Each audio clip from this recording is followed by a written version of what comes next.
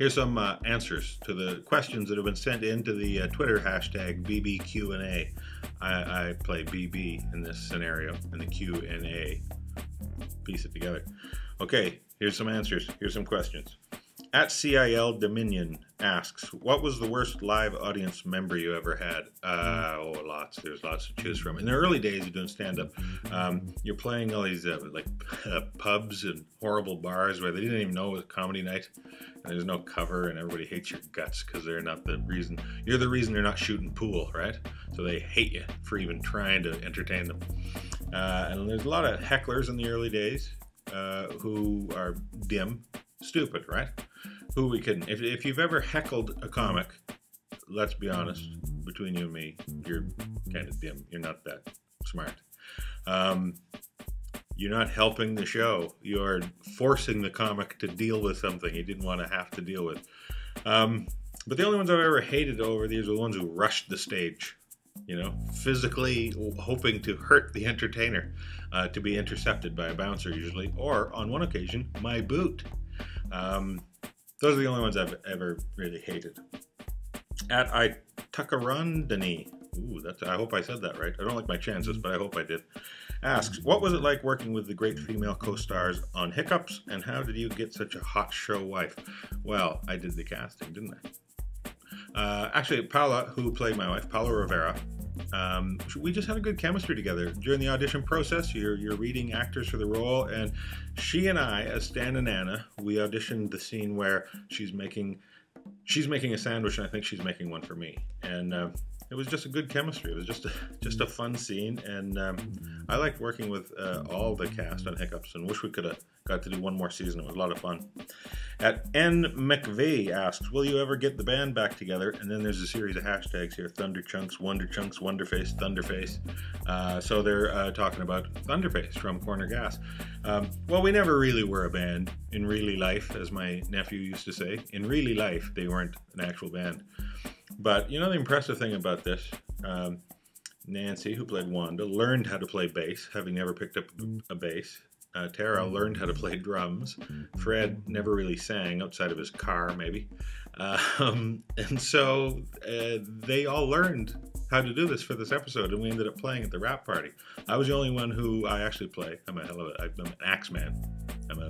It's like me and Stevie Ray Vaughan. Those are the age-old battle, who's better, right? Arguments through the ages. So no, we're not likely to get it back together, but it was a lot of fun to do. At Mitchell Antsy asks, why are you the most handsome man in the world? I like the hair and glasses combo. Legendary. Well, listen, I can't be responsible for what society deems as handsome. I just got to roll with it. The glasses, I guess I could get laser surgery, so that's an option. But the hair, I don't know, crazy wig, I guess would be the only option I have. So this is what I got going on. But thanks for the kind words. At Caribou Who says, why should I provide your material? You probably shouldn't. Don't worry about it. At London Comp asks, were you always a Canucks fan? Not really. See, I grew up in Saskatchewan. We didn't have an NHL team. I grew up as a Tisdale Ramblers fan. Well, who wouldn't? And we used to get, basically we would get Montreal and Toronto games. So I grew up as a Leafs fan. I've been living in Vancouver now for, 20 years, over 20 years. So I've become a Canucks fan as of, sometime early on. I got swept up in Canucks fever. They actually took the run in '93, which was very exciting. I've been a fan for like 20 years of the Canucks. Naked for Jesus. I can't believe that handle was available. But Naked for Jesus asks, Ginger or Marianne? I guess you're talking Gilligan's Island. How long were they on that island? I don't know how fussy I'd be. Don Pinsent asks, at Don Pinsent asks, of all your groundbreaking dance moves, which do you consider your groundbreakingest?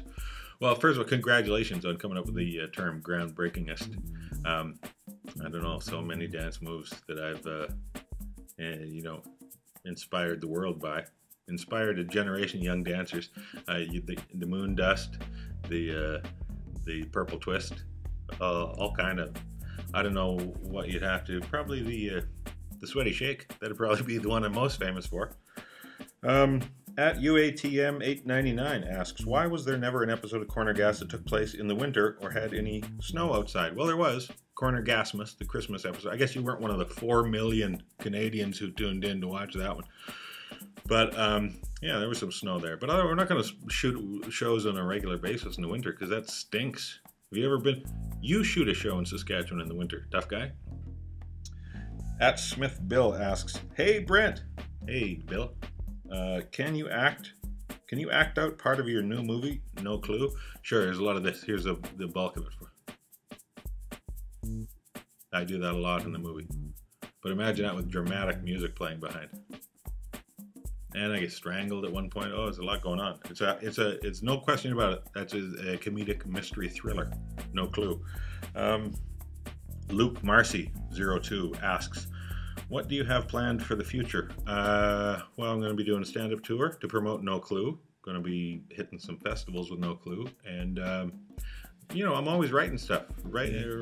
Typing new projects. Hopefully some of those will get traction. But whatever I do, my promise you is it will be in the future. At David Rents asks, any stand-up comedy tours in the works? Well, David, funny you should ask.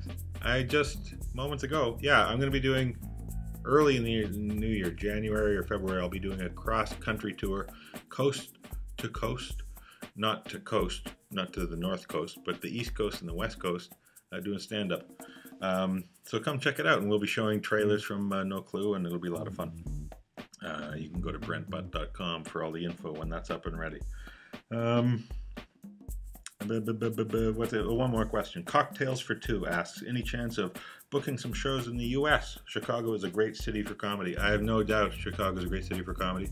I would love to do a show down there. Your country doesn't make it easy for entertainers to come down there and ply their wares. So it's there's a mountain of paperwork to work through, and I just haven't been working at that paperwork because Canada's kept me very, very busy. God bless you, Canada. So, but yeah, one of these, I'd love to do a show in Chicago. I'd love to do a tour down in the States. So fingers crossed that Obama or I don't know who's next in line. Is it hereditary? How do you do it down there in the States? Whoever is next in the lineage becomes president will make it easier for Canadian joke slingers to come down there and talk for money.